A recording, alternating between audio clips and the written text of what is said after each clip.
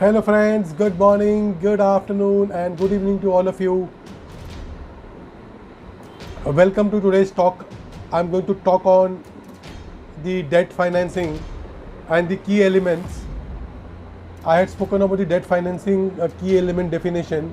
What were the key elements required, or what are the key elements required for the debt financing? The first and foremost point on your term sheet, the elements which are mentioned on your term sheet, the first and foremost point is the loan amount and the loan term. So loan amount is derived from where?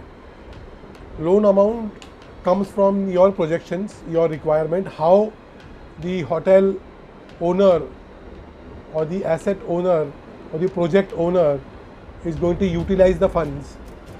That's how the loan amount comes into picture. He does the complete cash flows, he shows the projections, and the loan amount is derived. It has to support your working. That's how the loan amount is derived.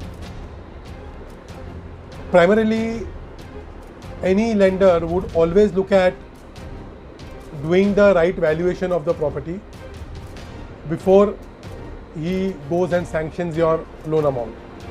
And this valuation is done by the empaneled valuer. The valuer who is going to do the valuation should be empaneled on the lender's list. He will only approve the valuation done by the empaneled valuer in most of the cases.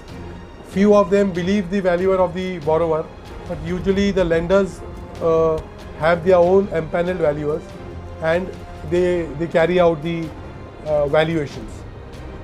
Usually what happens is, when the valuation is completed, the valuation report is done,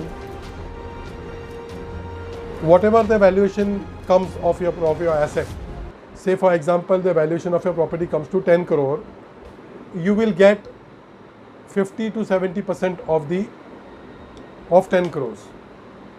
None of the lenders will give you 100%. They will always keep that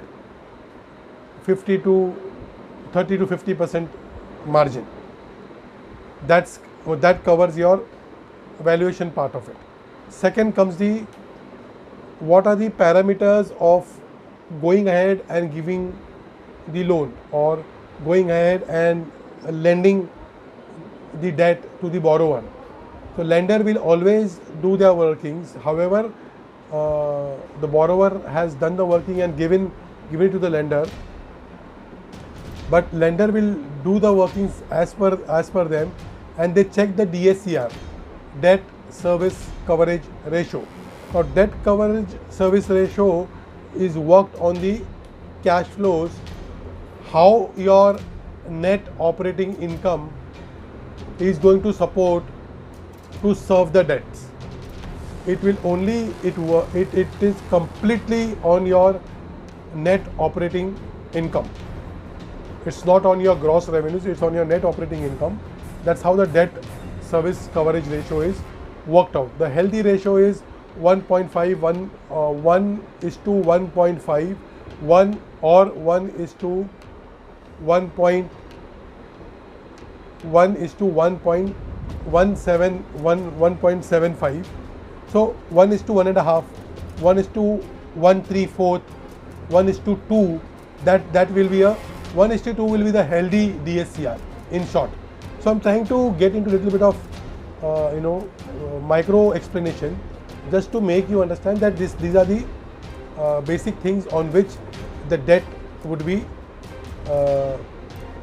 the lender will give you the debt. The second point is loan term. It's very simple.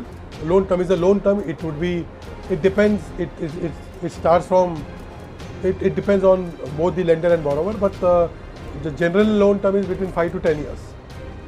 When we do the cash flows, we look at 7 years or 10 years cash flows while we do the projections. So this covers your loan amount and loan term subtopic rather, and we will then talk about other topics which come under the debt financing and key elements. With this, I am winding up, I am summing up. If you like my video, say like, click on the bell icon, which will enable you to subscribe my channel. Already there are lots of videos loaded on various topics. Please, I would suggest, listen to them. Nothing is going, you're not going to lose anything. You're going to invest on time, and obviously I have put in a lot of effort just to put in my knowledge, whatever I've understood from my learnings. I will be happy if you subscribe my channel, learn the things. Till then, wait for my other videos. Loads and loads of information is going to be flooded on my YouTube channel. Till then, see you. Take care.